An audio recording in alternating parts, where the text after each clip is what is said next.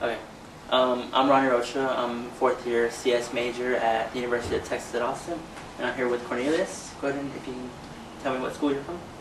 So I'm from Louisiana State University in Baton Rouge, Louisiana, and I'm a fourth year doctoral student in computer science. Okay. So I guess what got you interested in computer science? Just when I was younger, I was into video games, and I was in a lot of pop cultural stuff. I had a friend who was 3 years older than I was, and he was into computers. He'd always been into computers, and we got to talking about video games, and I was like, oh, I want to make games, and he was like, well, you have to learn how to program. And when he went off to college, he got me my first. Well, actually, before he went off, he got me my first compiler and got me a programming book. It was a pretty hard book to get through, but I started, trying to get through it and learn to program. And I guess the funny thing was, I started learning how to program and stopped playing games. But then when I was just thinking about, what career I would pursue, and I just had like a lot of different interests, and I was like, well, I'm not ready to pick right now, but I know computing can be applied to almost any of them. So I kind of went that route, and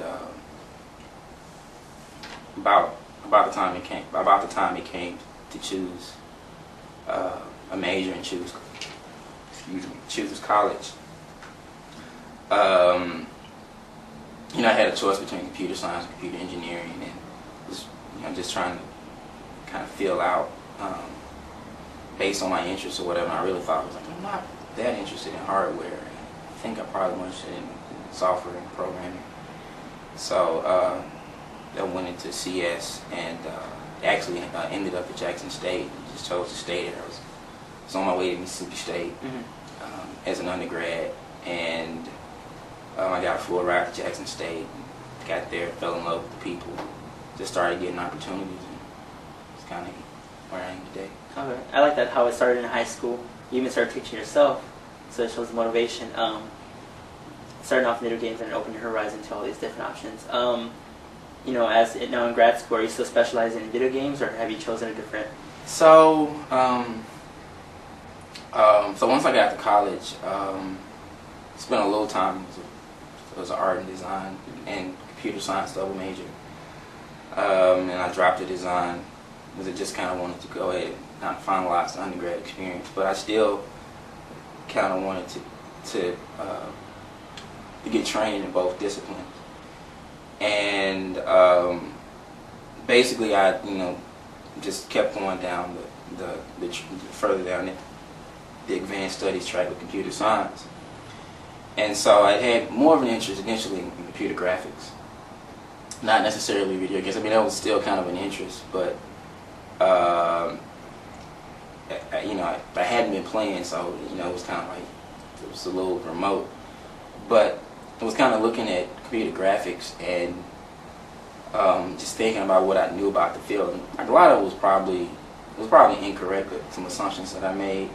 But I was like, in terms of research, I was like, I didn't feel like I had the background to really make headway in computer graphics, to really innovate, because it just seemed like a lot of the problems that needed to be addressed in order to move the field forward were things that I kind of felt like physicists or hardcore mathematicians, those type of backgrounds we needed to push it forward.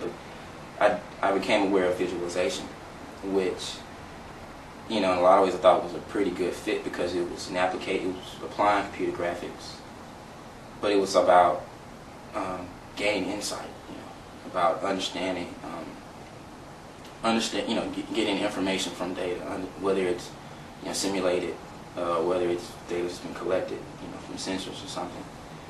And it, I thought it would kind of play to some of the strengths in terms, it's multidisciplinary because it's computer graphics and it's algorithms and it's math, and of course whatever the user domain is, you get to learn about whatever the domain is, but then also it's design and it's psychology and human computer interaction. So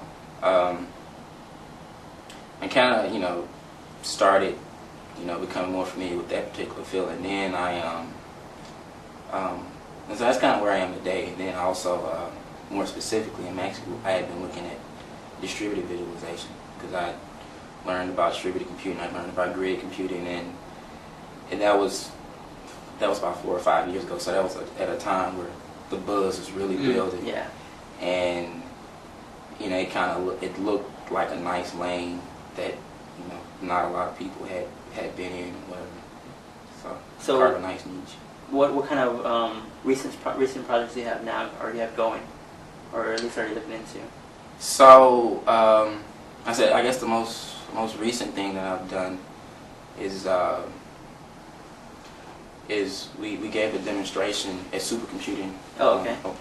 2008, where we had it's basically a remote distributed scenario where you have remote data. So we had data is actually distributed all over the world, and they were on data servers connected by optical networks. And we were as our visualization resources, our graphics resource, we were using a cluster with graphics cards, and we were doing parallel rendering. And so like some of the data was on different servers all over Louisiana. Some was actually in Europe.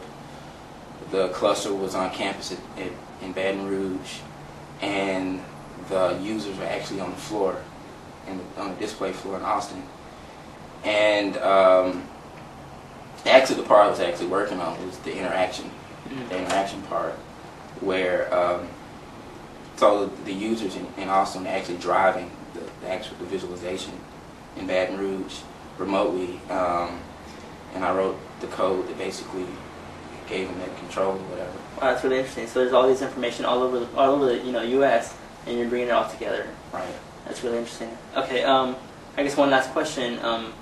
What brought you out here to Portland for the Tapia conference? So sometime last year, I'd gotten an email about empowering leadership alliance, and so I went and signed up, and I actually was matched with 2 peer mentors, and we've had some contact, and I get the emails, and so basically I just got an email from ELA about an opportunity to apply for a scholarship to do a survey, and so I just completed the survey and was fortunate enough to get the scholarship. Here I am.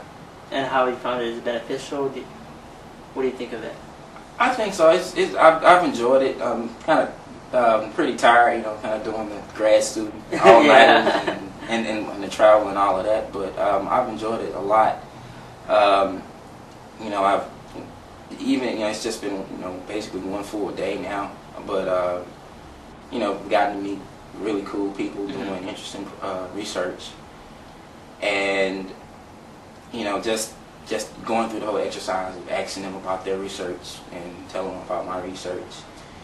It's been beneficial for me just because the more I tell the story, the more clarity I get. Yeah. Of course, you get ideas. People give you pointers, papers, and things to check out. So. All right. Thank you for doing this interview. Okay. Yeah, enjoyed it. All right.